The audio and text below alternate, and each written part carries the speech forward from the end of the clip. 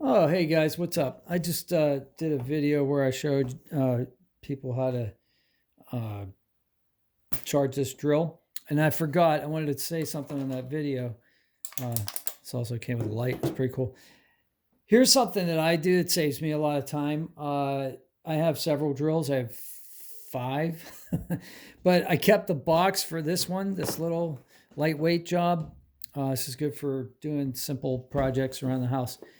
I keep the drill bits in the box. Okay. So I'm not like trying to find which toolbox I put drill bits in. And drill bit kits are really pretty inexpensive.